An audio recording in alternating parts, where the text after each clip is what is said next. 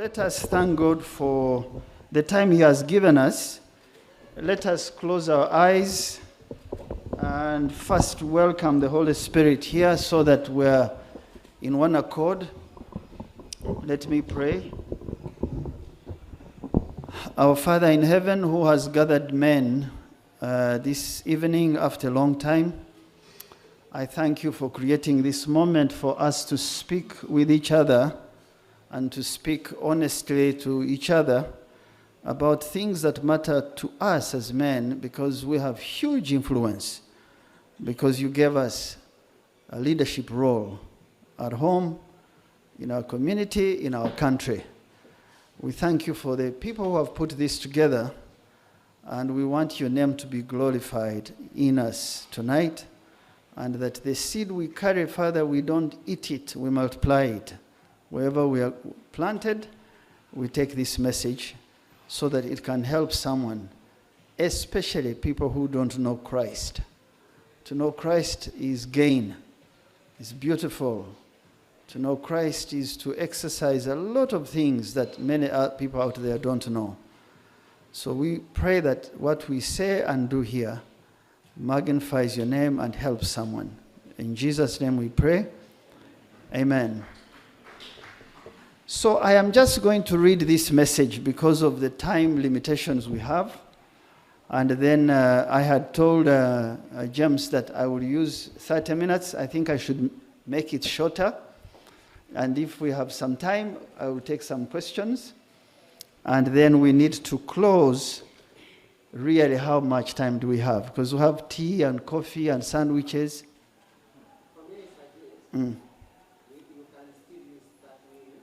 Okay. Okay. So you're okay to give me 30 minutes? Huh? By 8. Okay. So let me read the message, because I know if I veer off the message of reading, I will take a lot of time. So I said it is credible to perhaps assume that Uganda will not be picking its own path, its own trend. We will likely imitate other countries that have developed ahead of us in the area of changing roles of men. The recent examples in the increasingly changing gender roles attest to this.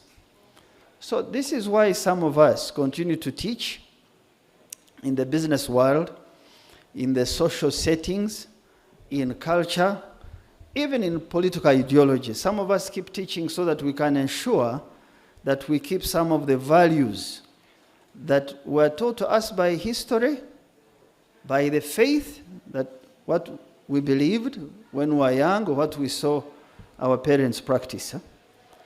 Now, as our economy grows and social classes change, men will face at least 3 kinds of changes.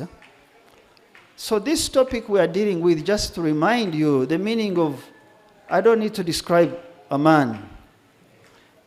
These days when they say, who are you in the West? They say, don't mention my gender.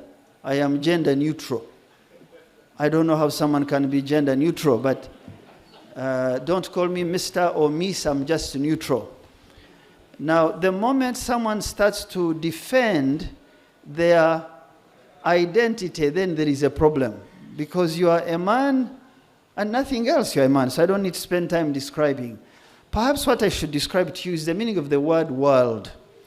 World is different from earth. Earth is where you have your natural resources, you have soil, you have... World is systems. The media system is world. The governing system is world. The financial systems is world.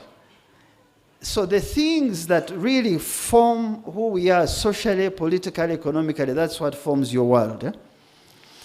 So 3 things I want to mention that I felt today I should share with you, the changes that men in our changing world will face. The first one is called work. Work. So as most sisters get into the workplace with better education and technology becoming an enabler, decision-making roles will keep changing than you can imagine. I use the word decision making, the terminology, because there is nothing that is not a result of a decision. You are here because you made a decision to be here. If you are married, you made a decision to get married. Some people didn't make that decision. So decisions are different from choices. It is decisions. So decision is the raw material. The choice is the product. So who you chose to marry came out of the raw material called a decision. And therefore, there is going to be contention on decision-making roles because of the changing circumstances in our world systems. So, for example, a dual income, man and woman, if you're married, you bring two incomes. A dual income takes away the role of a man as a traditional breadwinner. Now, when a man earns the bread, comes home, and he's the one expected to provide, there's a sense of aura, a sense of confidence, sometimes a sense of authority over others. But I want you to imagine now two breadwinners in the house. It might threaten social and family relations, unless there's an awareness to handle it, especially in African settings. I hope you understand what I'm talking about. A woman earning can be, quote unquote, a threat to particular relations at home, even in a community, perceptionally. There will be increasing negotiations for decision making at the workplace and at home because of the increased role of our sisters. Decision making gives us choice. Decisions are about negotiation. So men have to learn to negotiate in areas where they did not need to negotiate, where they made decisions alone. That's why you see changes in our legal system that say, I found you with 50,000 shillings in the bank. Okay? 25,000 is mine, whether we are married 2 nights or not. I take it, you take the balance. Negotiation is going to become legal because of the increasing role of our sisters. The decision space that has been occupied by men for a very long time, especially us African men. We are scared about that space shrinking, and we have to make a continuous mental adjustment to receive this. Otherwise, we can just live in the past without knowing. The participation of women in decision making is good, because we often assume that women nurture. All of us are products of a mother, right? You cannot deny that you came from a mother. We know that they nurture, they protect, and they use less raw power than us. Mothers, how many of you are married? At least I have a significant crop of married people. There is a way they speak to the children often that you don't. Not that you don't want to, but they are formed in a particular way. On an average day, a man will use 15 to 18,000 words in a day. And when they get home, they don't want to add an extra word. A woman uses between 25 and 30,000 words in a day. By the time you have stopped, they have just started. And therefore, adjustment and negotiation and understanding is going to be key for men, especially if we have to keep relationships and our families. So women tend also to keep things longer than men, both physically and emotionally. Women tend to keep things. I found in our home, my mother kept all her wedding gowns. Her wedding gowns were stolen in 1982 by a thief from the house. She was married on January 25th, 1958. If you asked my father, he wouldn't know where those gowns were. My mother also kept sugar because in the 70s and 80s, we were young people. Many of you were not yet born, because sugar was a rarity. In the 80s, 79, when Idi Amin was removed, if you ask Elder Stephen Asimwe, as a young boy, he queued up here in Mutungo, queuing up with former President Binaisa for sugar and soap on a Friday afternoon. So for us, my mother would keep sugar for visitors. Somehow she would retain sugar even when there was no sugar in the country. So they keep things physically, but also emotionally. Many of us forget certain hearts who has bothered us, and we just move on. Some of us even forget the birthdays of some of the children. A woman cannot. She keeps it longer. So for me, the idea that a man will lose influence because a woman has come into decision space, I think it is wrong. I think as Christian men, we have to accept this and have a standard that is godly, because, for example, when both of you are earning, there is double income, and therefore there is certainty if there is a difficult day. You know that some men don't like their wives to work, for many, many reasons. Many reasons I don't want to go in. But if there is two incomes, it means when one leg is down, another one, but it assumes that you have a good Christian, faithful, working relationship at home. It's not always the case. And if it is not there, you are called upon to nurture it, to do it. You take responsibility. So, when a woman earns at home, gets into decision-making space at work and at home, it should create more time for men to spend with the children, to do the things they would otherwise not do. In other words, the woman earning creates space for you sometimes to take a day off and not dig, and not to go to work, and not to go to do certain things. However, I want to ask men to reject the denigration. The word denigration is destroying something because it has lost value. I want us to reject the denigration of a man, the type which I see in Western media and entertainment, where a man is in the house, he looks clueless, he only watches television, he just eats food, and the mother makes all the decisions. That's not a right decision. That's not a right situation that men should be in simply because the woman is earning or has come into decision space. I suspect this caricature of a man is probably the underlying reason there is increase in LGBTQ demands in the West. Because the number of proponents who are men, they say homosexuality and gender is a lifestyle choice. Because when a man can no longer make decisions, and I'm telling you things which I know personally. I know a man in the older generation in our family who they were both Christians, and the man wanted to work, to use the property they had, to sell the animals they had so that they are able to invest in particular things. But the man had fewer cows than the wife, and the wife put a stoppage because the wife wanted to see herds, numbers. The man wanted to diversify.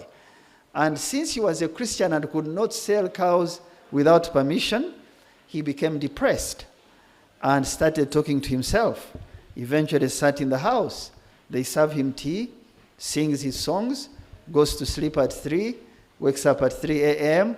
He died at 96, but lost it. In other words, it's important that we have Christian wives.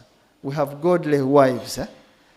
But it's not enough to actually have a Christian wife. I think it's extremely important that man and husband and wife, especially in the decision space that is shrinking, that there is a minimum level of agreement of what God demands us to do on earth. Because a man can have a vision, and if the woman can't catch it, that relationship is dangerous. It's not healthy. So this is work. I'm running quickly, so I don't take a lot of time. So work, decision-making, choices. I want you to prepare yourself it's not going to get easier because the country is growing. Uganda has the highest urbanization in Africa. Where cities are not, young people are creating them, regardless of what type of cities. And that is going to not change. Number two, for men to think about as this space narrows, it is called the change in community-centric to individualism. Community-centric to individualism. It seems to me that as societies and countries and nations get more educated, the wealthier they become. I want you to know that by 2062, which is about less than 40 years from now, isn't it? When Uganda makes 100 years, is less than 40. When NRM came into government, it's almost 40 years. So years run very quickly when there is stability. So sometimes when I tell young people or even government people, plan for 2062, they think you're joking. It's tomorrow. By 2062, I assume there will not be any illiterate Ugandan. Everyone will be able to read and write and use a computer by 2062. I also assume that agriculture will be below 30% of our employment, because now it's like 70, 72. I'm assuming it will be much lower. What that means is that there will be more wealth, more manufacturing, more industry. Now, when that happens, communities, individuals tend to be inward looking. They focus on individual rights. They attend to an individual and less on a community. I have seen it in the West. The wealthier you become, the less you want other people. You don't want to deal with other people. In fact, sometimes in the West they say, the world is so nice. It's just the people. So how can you have the world without people? It's like children who would say, I love school so much, only when it is closed. So you don't like going to school. So we see today, so you see, we come from, someone like me, I come from a community that treated children as children of the community. So if you hid in the bush and missed a Friday morning class, it doesn't matter that your father doesn't know. The neighbor finds you, will beat you and take you to school. And there'll be no problem. The headmaster will be happy, your father will be happy. Today, if you do that to a child, there'll be a lawyer, there'll be a policeman, there'll be a court, and therefore, please, we want to be individuals, we no longer want to be community, the more we grow as a country. So we see today in many young people who care for nothing, they hide behind digital walls. You know the digital wall? You don't know where Festus is, but you assume that you can insult him, you can do whatever you want to do because there is a wall. So they hide behind digital walls, they insult others as if they live on another planet. The people they are insulting are mothers, brothers, sisters. They live with them.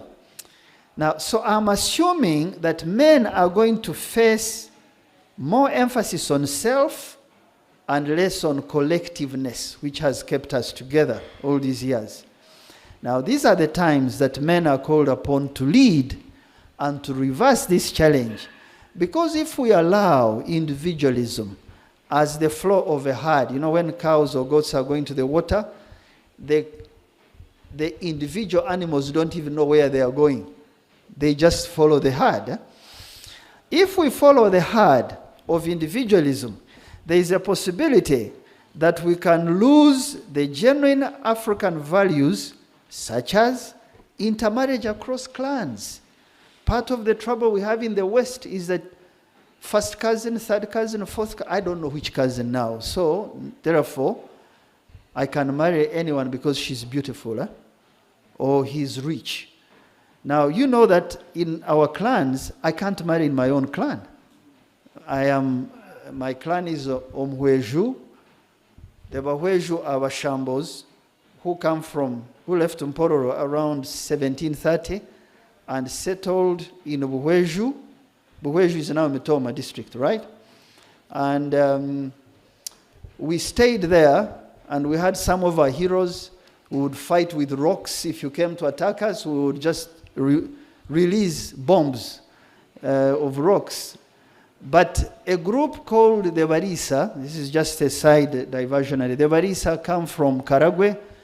They came later, and they were 3 brothers and a sister, and the sister was so beautiful, and the Banyoro, is there anyone from Bunyoro here?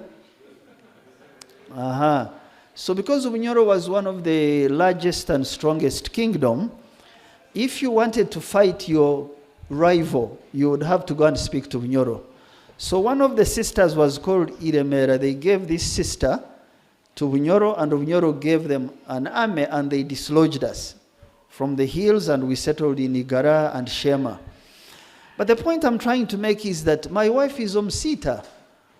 So Omsita cannot marry Omsita. If you ask European, it doesn't matter anymore at all. But see, the reason Africans have kept together is to separate those things so that there is no inbreeding. Partly, I suspect inbreeding is what is generating these gender issues. A person doesn't know who they are and where they come from, because they have settled with a dog and a cat and their wealth in the house, and they don't want people. And eventually, when they find someone, they don't know where the person comes from. So that intermarriage, different clans, even in Buganda, I don't think that Eyedilango asakuwasa ulia Eyedilango. It's not possible. You have to go to another clan. That's why the Kabaka has to marry out of all the 52 clans, so that there is a possibility of an heir from each clan. That the Europeans and, well, I shouldn't say Europeans, the change in world systems is saying that's not necessary. Some of us think it is important to teach it to our children. Nothing stops me from being a follower of Christ, but also knowing who I am, where I come from. Because Jesus could name all the way up to Abraham, 42 or something generations. You should be able to do the same. There is no harm. Now, the focus on image, because of individualism, the focus on image and how you look with social media. You know how many people now these days, they are seated on a table, they are not talking to each other. They take the pictures of the food they are eating, they share how food is good, they take a picture, how they look, they share, but they are not able to have a conversation. This is happening with a number of young people. They focus on looks, not content and character. Because me, where I grew up, it's not how you look. It's not even how you're dressed. I'm dressed like this because I'm meeting government people. If I go in my usual farmer shirt, they will say you are passing your eye through us. But we don't see how people dress. Traditionally, where I grew up, we focused on the character and the content of that person. We never focused actually on where you marry from, because sometimes you can marry among thieves, but you help those thieves change. You can also marry from a group of lazy people, but you teach them to work hard. So we don't care. In one part of our country, I'm getting diverted, I hope I'm still on time. Our people would just go and wait on a little grass-thatched house, if that house had many girls inside, and they are hard-working at midnight, and they would hear the bombs the girls are releasing in sleep. They say, they have slept on a full stomach. That is a hard-working, I must get a woman from there. I hope some of you who come from Western Uganda know what I'm talking about. So, but the focus on image, on how you look, and less on content and character, is threatening the seedbed for leadership and responsibility in the public space. I can tell you that broadly, this focus on image and looks even undermines communication. People don't know what to say, when and who to who. They are so cryptic because we are destroying the seedbed. Because the seedbed is content, is character. It is not how you look. It is not where you come from. It is not your tribe. It is not your religion. So, if communication dies because of focusing on image and pictures, it means that we will not have a forest where to go and cut new leaders for tomorrow, because the nursery has been destroyed by you do you. There is a thing called you do you. I don't know if you know about this. I don't care who you are. I care you do you. You do what makes you happy. If it offends other people, fine. If you go naked, that's your business. You do you. It's their business. We will destroy the seedbed nursery for public leadership, and men are called to lead. If that is destroyed, where will you get bankers? Where will you get good accountants? Where will you get good industrialists, ministers? How will they speak? Because many times I've been in meetings and conferences and I look at our leaders and how they approach issues. I know that they were not very well manured when they were in the seedbed. They were not very well watered at all.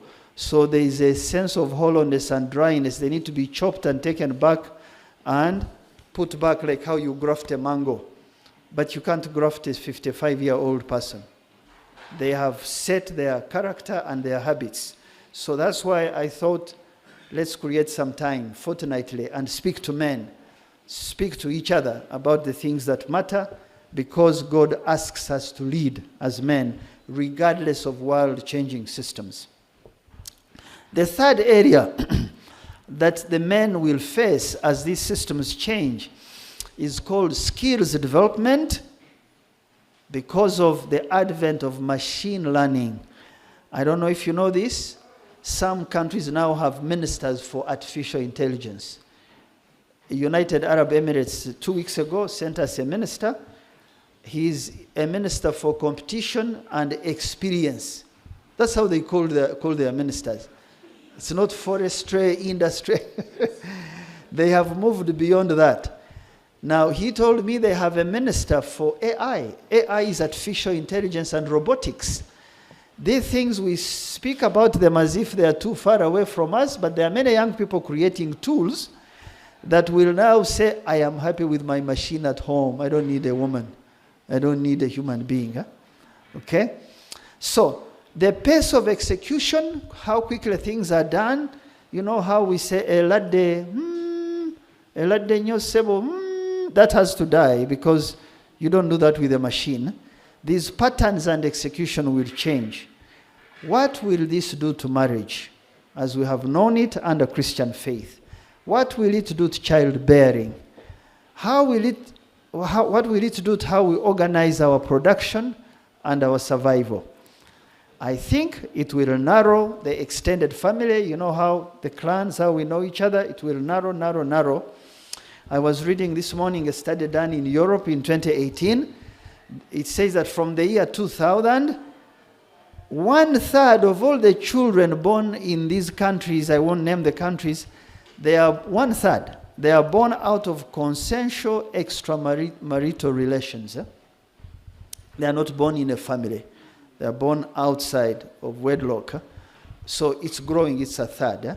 Now, please don't feel bad that anybody is born out of wedlock. My mother was born out of wedlock, but she was born again, and her family is what God raised a hand and protected her, because she got born again at 8. Her family has now multiplied. She has 21 grandchildren. I am one of the sons, and we're doing a lot of things for the country from a child born out of the wedlock. Wedlock, it is Christ who will change you. It is not you who made the decision. It was made by other people. So it is those people now who are us, who I'm talking about, to not do it, so that you don't affect the next generation. Now, we cannot prove scientifically, but I can tell you there seems to be a cause and effect pattern socially, that children who are born outside formal, loving marriage relationships of two man and woman, godly parents, people born out of those relations, they tend to have very unhealthy competition within families. Even when they go out as citizens, they are angry, they are upset, you don't know, what is it? Because you don't know what has happened, right? They create fragile in families, and they have a long-term effect on the stability of institutions and society. So I'm not talking about anyone, please. We said we're speaking directly as men. I am just an old person observing two sets of couples, a couple that brought children out of a relationship and a couple that raised all the children in a relationship. And what happens? There is no science that NA cannot mix, right? But socially, we tend to see the very unhealthy competition between the formal and informal, because there's no child who is informal and another one formal. It is the parents who made the mistake. But you see unhealthy competition. They tend to fight for attention, given the little they had was divided in upbringing, and they feel, mark my words, they may not, they feel less loved. The parents may love them 100%, but they feel less loved because of this external relationship. Now, if you stretch this argument, and this is a very controversial argument, I know some people will say, no, but we know people who are children of pastors and priests who are drunkards. I say yes. But it's one thing being a priest for the world, and you're not a priest at home. It's possible. It's possible for the children to resent your priesthood, your pastorhood. So it means that the pastorhood starts at home. So I would rather have pastorhood in a marriage relationship than have it, in a consensual external relationship. So controversy, but there is a bit of social evidence. If you stretch this argument, there are now some national welfare issues in countries like South Africa. I can tell you there's a township called Soweto, where most of the men would go into mining to work in the mines, and they leave their girls behind. And the women produce children whose fathers they don't know. And then when Nelson Mandela came into power, he said, how do we deal with these women? Let's give them a stipend, some money per month. So when they gave them some money per month, it was like encouragement to now produce more children, because the more children you have, the more money you. So it just gets worse and worse and worse. Some of those are some of them you saw, like one of the leaders there. There's a leader there in South Africa, a young man. He just insults everybody and he says, it's okay. Because you need to check the background. There must be some issues. In the UK, it is the same, the welfare society. Now, when you produce more children, they give you more money. So now Africans, Asians, East Europeans, they all run into UK, and they destroyed the welfare system. And UK, partly to recover, they had to leave EU and put now embargoes on people coming in the country. So in other words, what you, Okaliada, Kadada, the Baganda say, what you think is an individual decision can be multiplied to a national system and cause problems. So these are the three things. Now I'm coming to close, James, so I've taken a lot of time. So what did God intend men to be? If those are the problems, let's now move back and leave what it was not meant to be and focus in four areas I want to share with you that God intended man to be. First, a leadership mandate is what God gave man that outlives changing social patterns. Society and technology can change like fashion, like clothing. But the mandate of a man must remain. The mandate of a man must remain. Let me read for you Genesis, the book of Genesis, chapter 1, verse 29 to 31. And it says, and God said, quote, see, I have given you every herb that yields seed, which is on the face of all the earth, every tree whose fruit yields seed. To you it shall be for food. Also to every beast of the earth, to every bird of the air, and to everything that creeps on the earth in which there is life, I have given every green herb for food, and it was so. Then God saw everything that he had made, and indeed it was very good. So the evening and the morning were the sixth day. Point I'm trying to make, you can see how God gave us that mandate. It is for you. That mandate gives us possibilities to be co-creators with God. This mandate asks us to exert ourselves to discover what our inbuilt potential is and find our calling in the specific area of gifting, and we grow it. So each one of us as men, we have gifts that God gave us. We have talents that God gave us. We have abilities that God gave us. We have resources that God gave us. 4 things. I call them jitas. Gifts, talents, abilities, and resources. Today I was doing a fingerprint and I found a long queue. And it's amazing how you can see the machine reading your own fingerprint, and it is different from 7 other billion people in the world. It just tells you that my eye, my iris, which is unique, my voice, which is unique to me, my fingerprint, which is unique to me, it is for me, and therefore God has given me my own guitars, which are different from Pastor Mugarura. And he has given us this mandate to really fulfill this on earth. In Genesis chapter 2, verse 5 to 6, this mandate is even more emphatic. Genesis chapter 2, verse 5 to 6, this mandate is very emphatic. In that reading, it introduces the idea of management, of stewardship. If you look at the first one, he says, I've given you everything. But in chapter 2, verse 5 to 6, it says, let me read it. It says, this is chapter 2, verse 5 to 6. It says, before any plant of the field was in the earth, and before any herb of the field had grown, for the Lord God had not caused it to rain on the earth, and there was no man to till the ground. What does that tell you? I give you everything, but I do not let rain on earth. I do not let these things grow because I have not put a manager. Man is a steward, is a manager.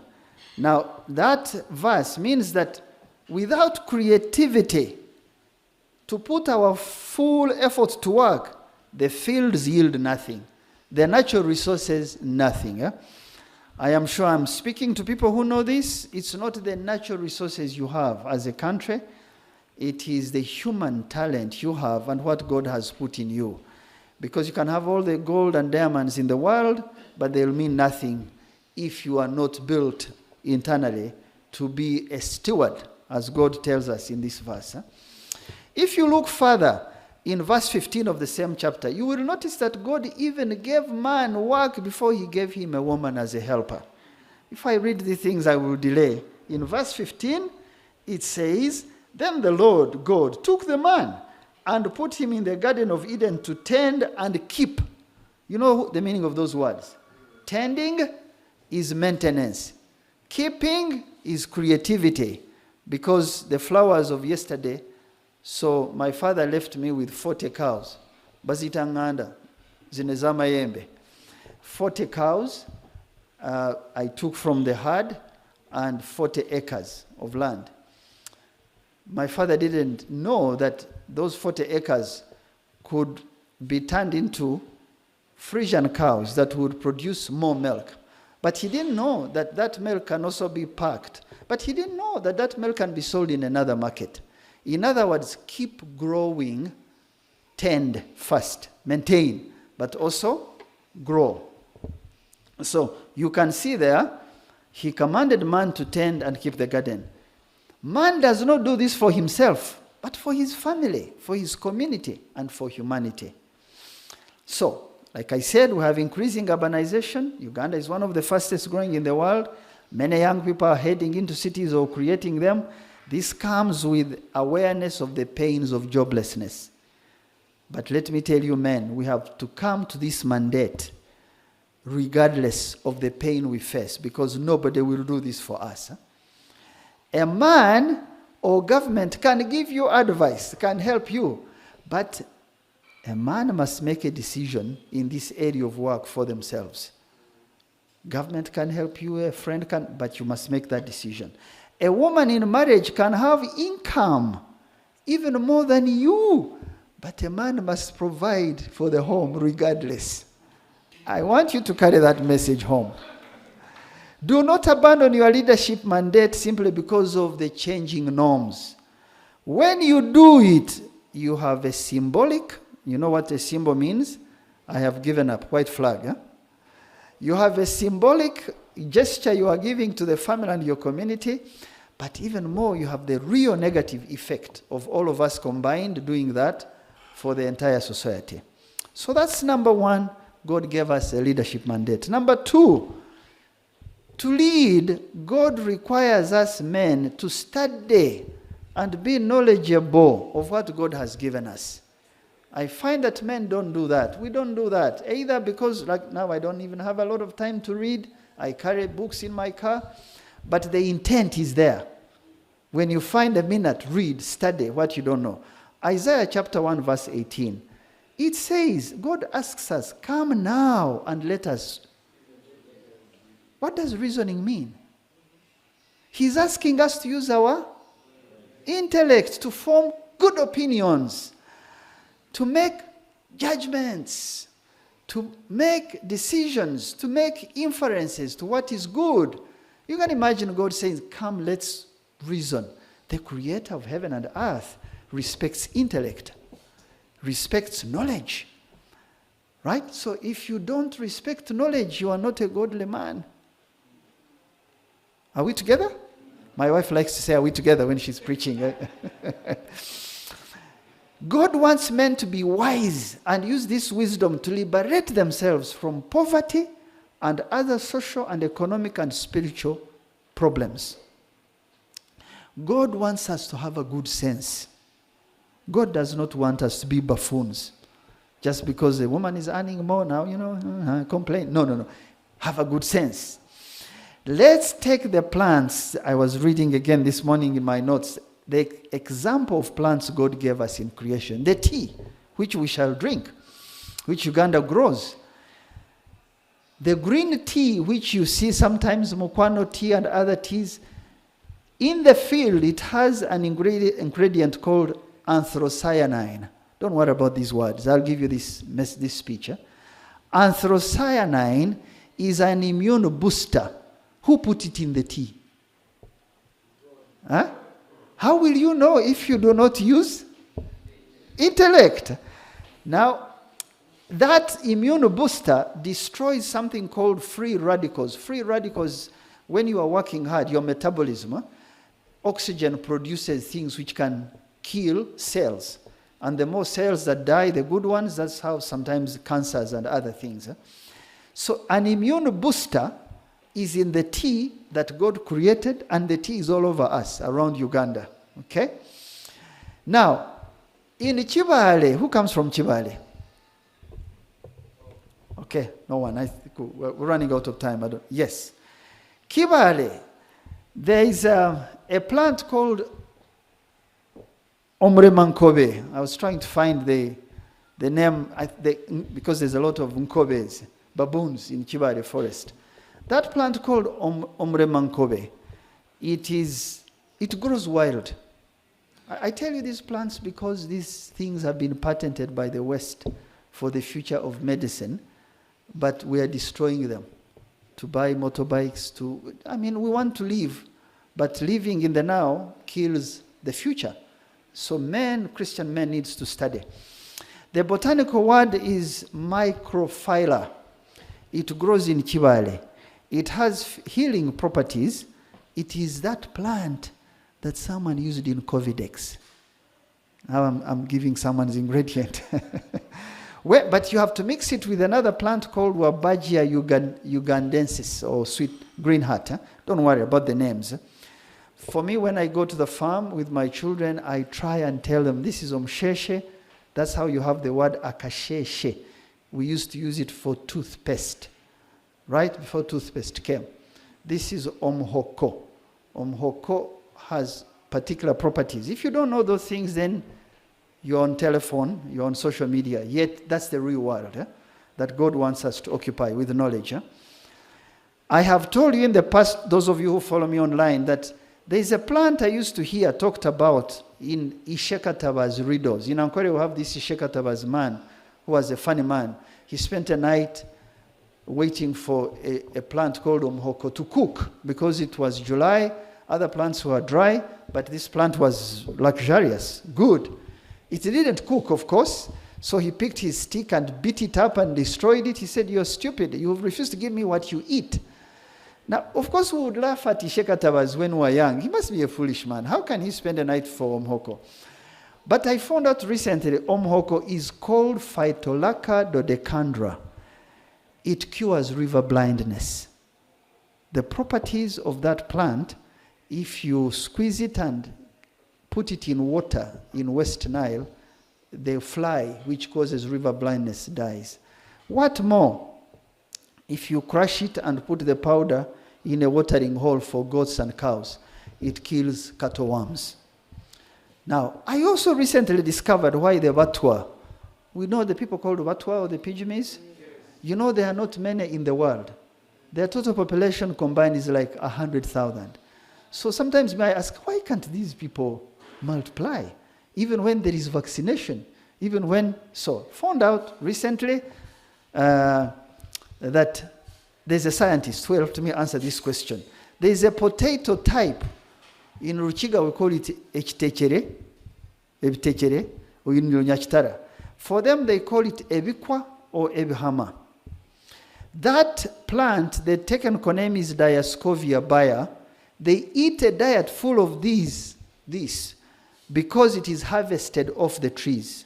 You know the climbing tubers? Some tubers grow in the ground, others can climb. Now, this plant has properties for contraceptives. Now, you see, you are surprised. So how do we help our people if we cannot explain the mandate God has given us through knowledge, so that they search for knowledge, so that they can heal? My people die because of... So men, please find knowledge. Search for wisdom. You can cure mistakes and other problems. Number 3, I'm about to finish. Men must communicate better to our changing world. If we are called to lead, God has given us a mandate to execute. We have to find common ground with others. It's called communication. I don't know you, never seen you, but I'll have to find ground for you to understand me and me to understand you. That's how people cooperate to solve problems. Okay? Now, social media is murdering language. You know the word murder? This TikTok and others and those murder language. You see, when you murder language, you also murder values. Because in language, we carry food, customs, particular words. If we can't write well in our language, then we can't write well in English. Then we cannot communicate. Then we cannot help people find their calling. Then we cannot preach the gospel very well. So men must learn deliberately how to communicate and be understood. You must think through what you want to say and how to say it as a man. It is a skill that is dying with many men today. Kawa, cool, yeah. What is kawa? If you're trying to change, and kawa is even very old. There are new terms that you'll never understand. You hear now young people, you can be on the table with a young person, but they are playing a game with 100 other people online, and they just use... They are with you here, but they are not with you. But those are tomorrow's scientists, tomorrow's preachers of the gospel. So men are called to learn to communicate better so we can help young people. So that, so if this skill of communication is dying with men, How will we find work? Because work is interview, okay? Interview is communication. How will we keep a relationship in marriage if we can't communicate? So your wife is the first one to understand you. I hope you know that. Huh? Because you are close to each other, there is a tendency for magnet attracting and fireworks going off very easily. You had 18,000 words versus 25. So if you don't know how to communicate with her at home, how will you communicate with the world, okay? How will you shape the future if you are not deliberate about how you communicate? I don't have time, but I want you to read again those letters of Paul. All of them. Check. But for me, my favorite is this conversation. This man, short Jewish man, shows up in Athens. One morning, they put him in the Areopagus. He's a stranger. These men spend time discussing. They have slaves who work for them. They disregard him. They say, what is this babbler talking about? The word babbler, when you follow in the Greek language, is a seed picker. You are like a bird picking seeds from all over. Who is he? So he takes to the podium. And what does he do? He goes back 500 years of their history. He quotes a poet called Aratus. How does he know Aratus? Aratus is the one who wrote a poem called Phenomena. Phenomena, if you read Acts 17:28, I don't have time to go there. It is Paul quoting ancient poets to convince today's people to know the Word of God. It's communication. If you kill that, it doesn't help. So, sometimes they say Odrek is full of history, is full of professorial. I don't want to be any different from that. Because to be any different is to not help other people who I meet. Because the phones have killed reading, communication, learning, and it won't get better. Because phones are moving from phones to, they are here. Now, they are moved from here. Some of them are inserted as chips. So where is the communication? What are we doing? So now, as a Christian, as a man, I want you to know that to fulfill your mandate, move away from cliches. You know cliches? Superficial communication. Be intentional when you are talking to people. When you meet people, don't do, this chat. How do you do? How are you? How's your life? How's your family? Right? What are you doing these days? Have a conversation. The women, when they meet, they say, how old are your children now? The women are family. The men is, what are you doing these days? Positional. Which job? Because I have a job you don't have. Now, but be intentional how you communicate as a man, as a Christian. Move people from cliche to facts. Carry facts when you speak as a Christian man. Number 3, get people to a feeling level. You know, when someone feels what you're saying, they are beginning to accept you. And then number 4, get them to the encounter level. That's how people change. That's what Paul was doing in Athens. Get them from cliche, and you're a babbler, you're a seed picker, take them down to, there's something here. You know that there were members of parliament in that session that he addressed who got born again and followed him. It's called encounter, but it's communication. Cliche, move. Fact, move. Feeling, move, until you get people to understand your ideas. Number 4, and I close. Men must exercise, God wants us to exercise this, restraint against sex, money, and power temptation. You know those 3 things define us. We speak or dress or do particular things to attract or to be attractive to the other sex, right? Or we lie and cheat and fall. But the 2 give us what? Power. There's a Chinese friend of mine who, he didn't know how to say so and so is not influential. He would say, but Mr. Odrek, the man you are sending me to, no power. I said, what do you mean no power? No power. Meaning, he doesn't have money or he's not connected to the system. Now, exercise restraint, men, against these things. They tempt all of us. Nobody is above this. If you say you're above it, you lie, right? Now, the word meek, the Bible says, blessed are what? In the Jesus teaching on the mountain, blessed are they meek. Now, let me tell you the meaning of the word meek in the original Greek. They call it pralas. What it means is how a horse trainer would restrain and tame the horse and use it. The word meek is restraint. It's not weakness. It's power under control. Now, all the leaders in the Old Testament, we know they had to overcome themselves in order to succeed. Many of you know Joseph and running away from Potiphar's wife. What do you call that? Restraint. Restraint. She's a beautiful woman. She's at home. Her husband is long gone. She's young. She's good. I will take off. It's restraint.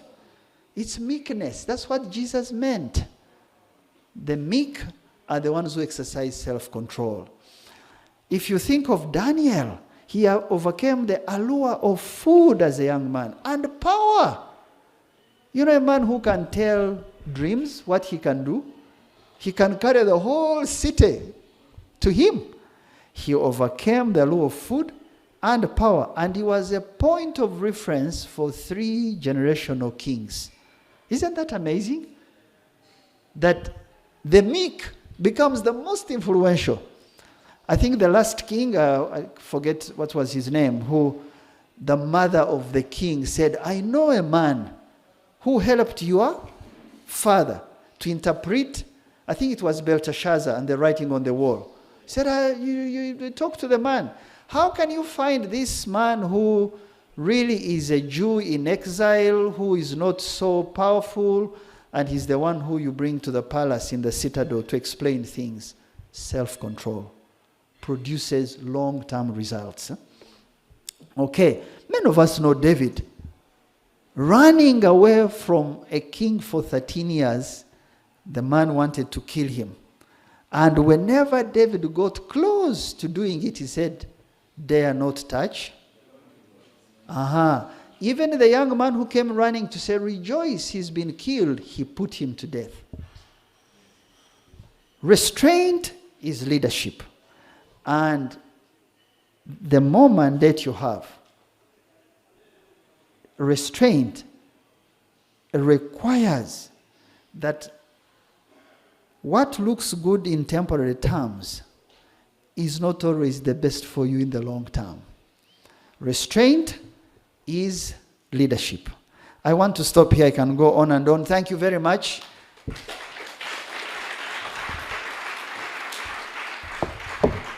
I have overshot my time. Is there one question? Can I take one question? Okay, 2 questions standing quickly.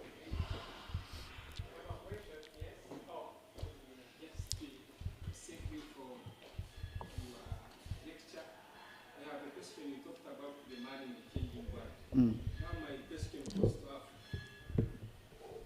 What is the future of Africa in this changing world? You see, for example, the West, they are going into the artificial intelligence. We have not gone even to the fourth industrial revolution. You see the social imperialism they are imposing on us. So how are we prepared as black people to overcome the social imperialism? So I think, can I take that or there's another? Let me take both of them so that there's many. Let me go this side.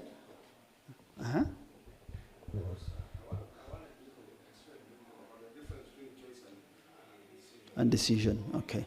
Let me take yours and it's final. Thank you very much. How do we get young people to this question of purpose in all these changing seasons? Because all have learned today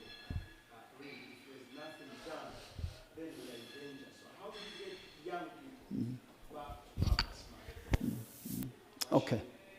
Thank you for the 3 questions. Let me take them quickly and I get off the microphone. So let's start with the question of Africa. And for me, I think if I point to particular seasons, they remind me to be careful about being despondent or negative. Huh? So the year is 1974. And there is a battle raging. The racist government in South Africa are on the march to take Luanda, the capital city of Angola. And they are supported by America.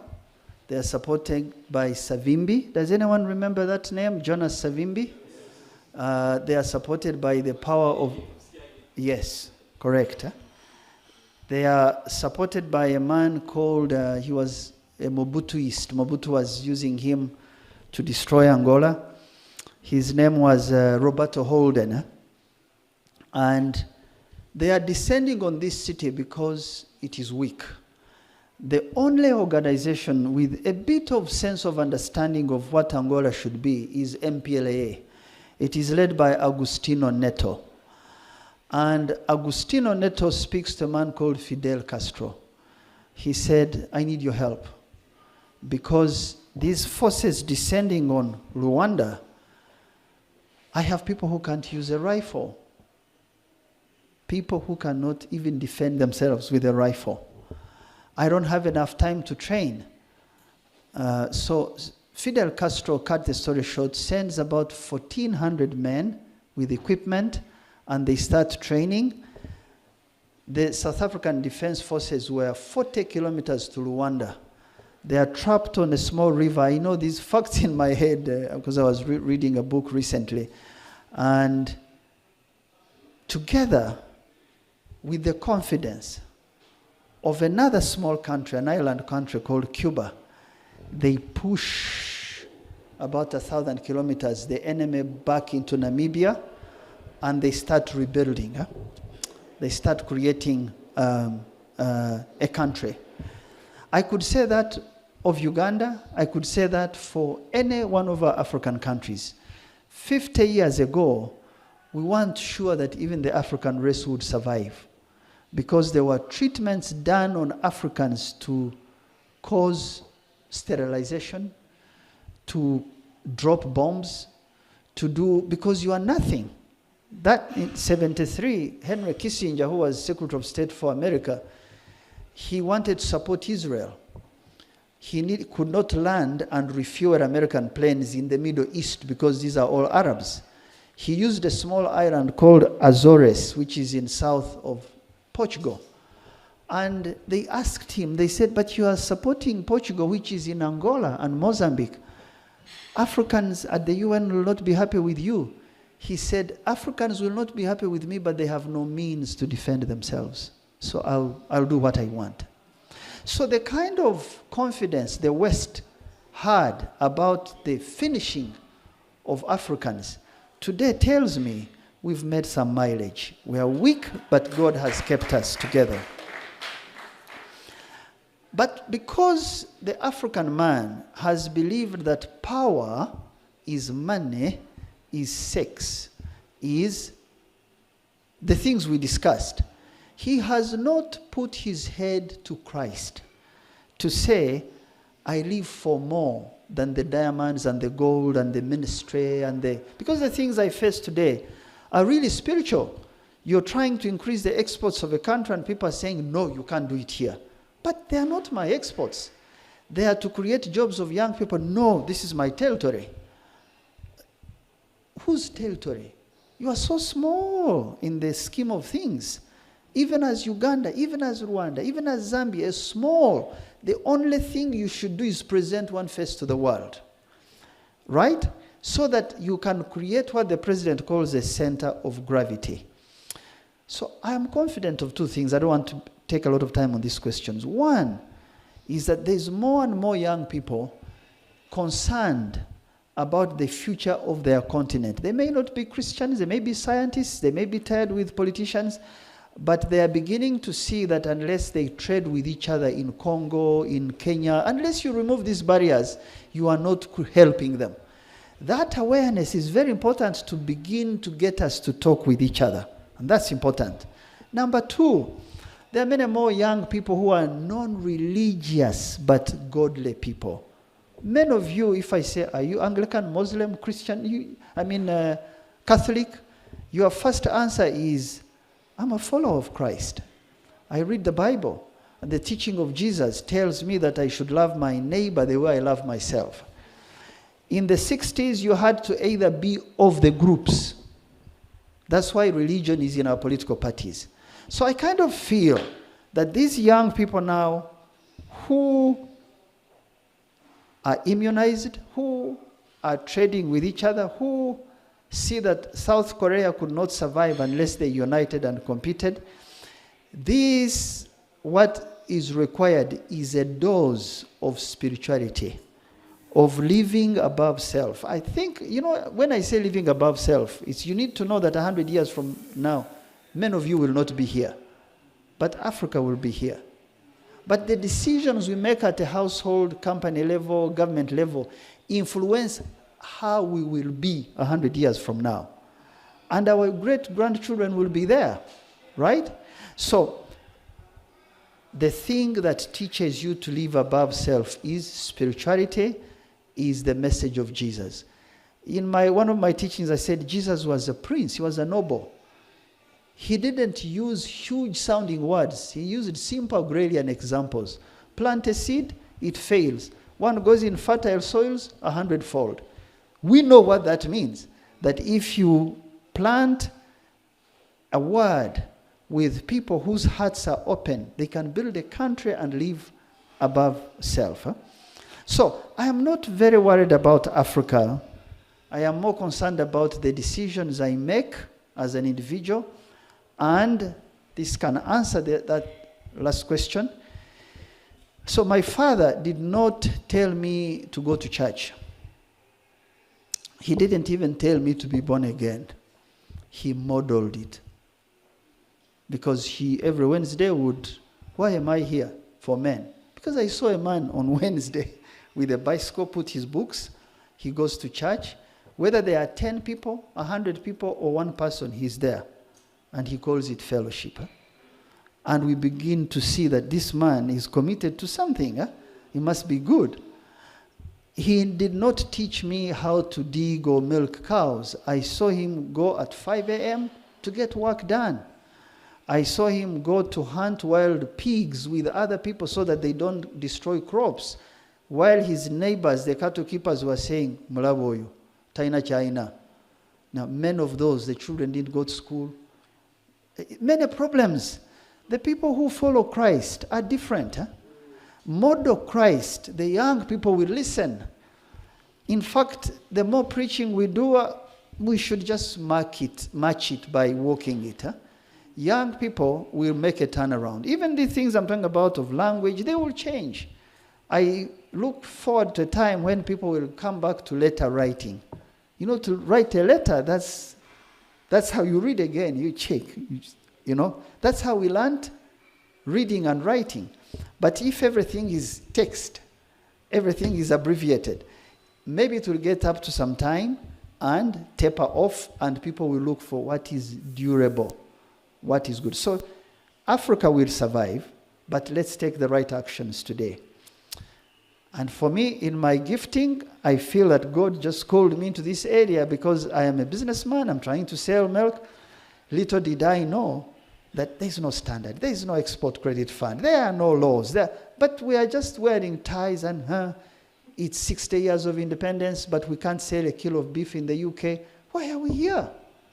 So you must do what you are able to do at home, in the community, in business, wherever God has put your guitars. Remember?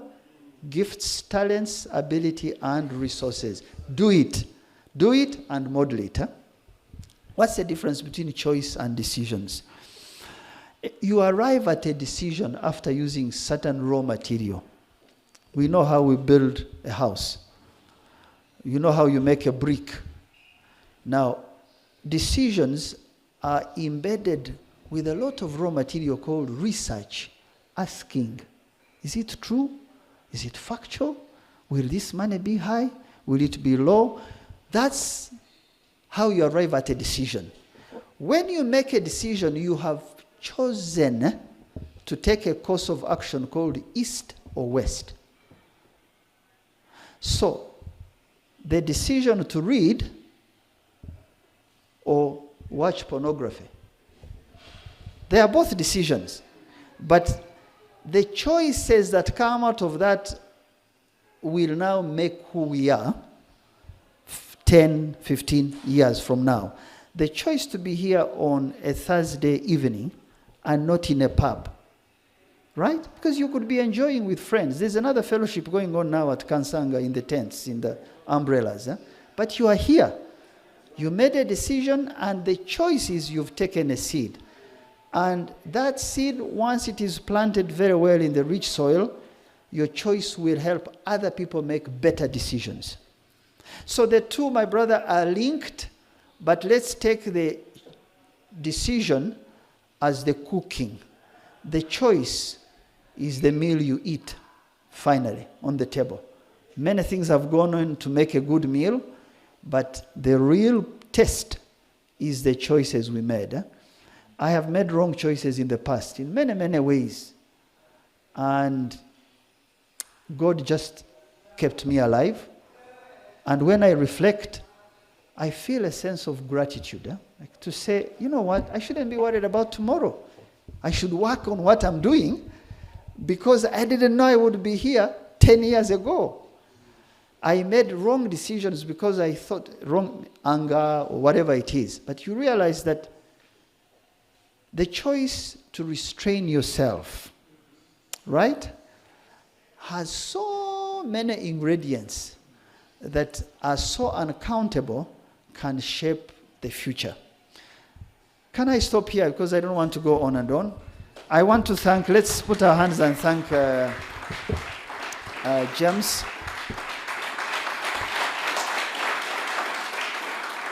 Because he has taken it upon himself to call, to do all this and say, let's meet. I think this was inaugural.